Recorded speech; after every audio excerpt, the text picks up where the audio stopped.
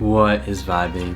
This is Vish, and today I will be responding to Sadhguru's video on Elon Musk and the evolution in the future. Also, if you can hit that subscribe button, I'd be truly grateful. I'm a meditation coach and I've guided hundreds of people in their meditation journeys. If you have any questions about meditation or how to start, either comment down below or message me on Instagram @VishVibes. Sadhguru is a yogi, mystic, and visionary who is truly helping to enlighten the world. I even recently got initiated into Shambhavi Mahamudra meditation by Sadhguru, and it was an amazing experience. Elon Musk is an entrepreneur, genius, and just an amazing person who has done all sorts of crazy stuff. It is very interesting to see Elon Musk and Sadhguru even being compared, because Elon Musk to me seems like he's doing the most he can do to help the external world, whereas Sadhguru is doing the same thing but to help the internal world, more people. Both have pursuits which are noble, and for that I respect both of them very much. But let's see what Sadhguru has to say about Elon Musk. Can we make a bigger brain so that we could act better? Another way to enhance your brain capacity is to increase the size of the neuron. If you become more and more conscious, your body and brain, you can use it in many more ways than they're using right now. So I'm a big fan of Elon Musk, and he's on interplanetary travel, and that's what's on the card. You also going to Mars? No, not yet. I don't have so much money. But so he's talking about evolution of human beings. He wants to be buried on Mars, right? I think the last time we evolved was more than 15,000 years ago, and we may be due for an update. Where do you think the human race is going to go in the next 100 or maybe even 500 years, and how do you think we're going to upgrade? How are we going to evolve? Wow, that was a beautiful question, and I love how you connected Elon Musk with Sadhguru on this topic, because like I said earlier, both of them are striving to help human beings, just in different aspects. One is more internal and the second is external. I don't want to comment on Elon Musk. Well, he's made a nice car. Okay. The first one that he made on the Lotus platform, yeah. So that was faster than a Ferrari, I drove that one. So I have no complaints about him. But he must restrict himself to cars, maybe airplanes, maybe even a rocket. But he shouldn't talk about human mechanism, it's a different matter. See, there's substantial evidence, neurological evidence. This question has been on for a long time. Can we evolve into another place? A whole lot of people asking. Can we make a bigger brain so that we could act better, we could be more intelligent, we could do many more things?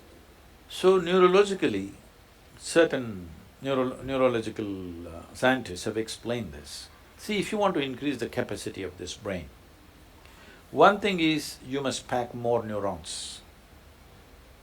This is how a lot of children are born with excess neurons. Those are the children who are hyper, very brilliant, but hyper and unstable. Well, the moment today doctors see them, they pounce on them, and because medical industry is a big industry, they're always looking for a victim. And pharmaceutical industry is the second largest industry, so they pump something into it, they give some name, ADD, ADH, ABC or XYZ. All the 26 alphabets have been expanded. But when a child is like this is not abnormal, this is normal. A whole lot of children are born like this, that there is excess neurons in the brain. If you just put the child to a lot of physical activity, sleep and physical activity, proper physical activity, you will see by the time he's 6 or 8 years of age, he will adjust himself. The body does its own thing to make sure it kills the excess neurons and manages itself. But before that, if you put them on sedatives and that kind of stuff, for a lifetime they may become dependent on the medication. Having said that, another way to enhance your brain capacity is to increase the size of the neuron. Also, just take note of how Sadhguru talks. It's very conscious in nature. Every word he speaks is spaced out, and thorough, and there isn't even a point to where he's ever usually stumbling on words. And so it just goes to show how you talk is a very important thing too. If you increase the size of the neuron, the capacity of the brain could expand big time. But right now as you sit here in a restful condition, more than 20% of your energy is being consumed by your brain. Your brain is only this much, hardly 2 pounds. This much body consumes only 80%. This consumes 20% sitting here. If you increase the size of the neuron, the kind of energy that it will demand, the body cannot sustain. So this is what the neurological assessment is. But Adi Yogi, over 15,000 years ago, said something very unique. Also, for those of you that aren't aware, Adi Yogi is supposed to be a former Shiva, which is what I've understood, and is also the first yogi on the planet. And all the meditations and yoga is supposed to be derived from him. People ask the same question.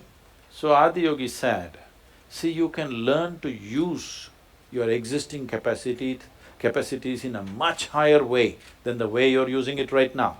If you become more and more conscious, your body and brain, you can use it in many, many more ways than they're using right now. But if you have to physically or physiologically evolve, then the way the planetary systems are, some change needs to happen in the solar system. Because solar system is like a potter's wheel. It has spun this and it has reached its peak. How we know it's reached its peak is, if you know something about the geometry of the solar system, you know the diameter of the moon and the distance between the earth and the moon is 108 times, and the diameter of the sun, you know those things. So, if you look at the human system, there are 114 junction points or chakras as they're called. The first two are outside the physical body, so we usually don't talk about it unless it's for some mystical purposes. So 112, out of that 112, 4 of them, you cannot do anything about them. If you take care of the 108, the remaining 4 operate by themselves, they have an intelligence of their own. We cannot do anything about it. So 108 is what is available to you. Seeing this, he says, see, 108 is already available to you. So the geometry of the solar system is like this. Unless some structural change happens in the solar system, you cannot evolve physiologically any further. But your ability to use the same thing in better and better ways is always available to you. So if you're planning to grow this along with Elon Musk, no, but can you learn to use this better? Are we not always learning to use this better, both body and mind? Aren't we? Some people, of course, downgrade themselves as time goes by. Some people are upgrading themselves, isn't it? It's possible if you're willing. Willingness means, if you have to be truly willing, you have to be conscious. If you're unconscious, you have become unwilling unknowingly. Wow.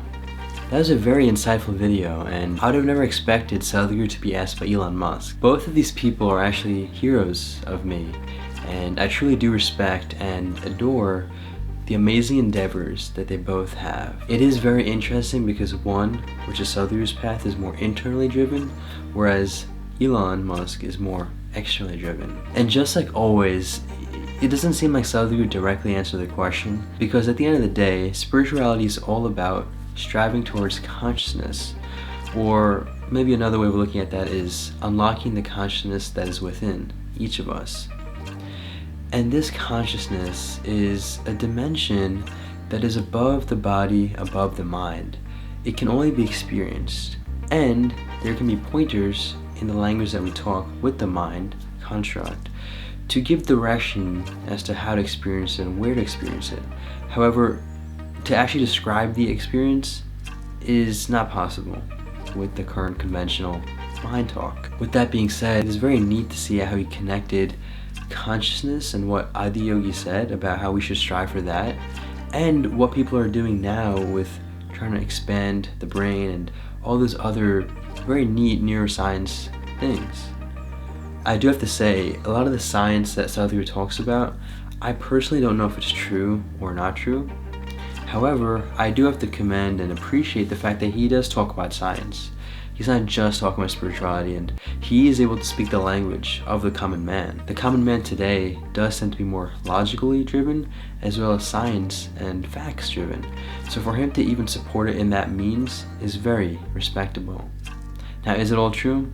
I don't know, but that's where I would urge you, and I obviously will do the research, to see how accurate it is as to what he's saying. Regardless, I do have to say that he is a guru, so I would definitely trust what he's saying. But again, I do want to go back to what he discussed in other videos, which is the idea that it's okay to say I don't know to something and go with an open mind. Jumping to the conclusion of something being true or not true, regardless of what you know, without even knowing and experiencing the truth, is both honestly the same boat. Because at the end of the day, people that do make the conclusion that it is true don't have any proof that it is true, and people that make the conclusion that it isn't true also don't have proof that it isn't true. And that is why it is very powerful to just say, I don't know. And it is also very, very fascinating to see how Sadhguru also talked about essentially the reflection of Adiyogi and how we must all as human beings right now strive towards consciousness. Eckhart Tolle has talked about a very similar topic and what he describes as a new earth, where essentially the next step in evolution for man is going to be a conscious being. We had gone through a series of evolutions to where we were first physically more adept, then mentally adept, obviously with nanotechnology. It does seem like there is going to be some sort of change, and honestly I'm not too sure what it is, because I will have to default to the answer of I don't know. But is consciousness the answer? Right now, I truly do trust in that, because it does supersede the mind and the body. Also, another word for consciousness is awareness, and I'm not going to get too much into talking about what it is, because at the end of the day, it's all about the experience. Thank you so much for watching this response to Sadhguru's video on Elon Musk. Take it joyfully, make it a great day, and stay conscious.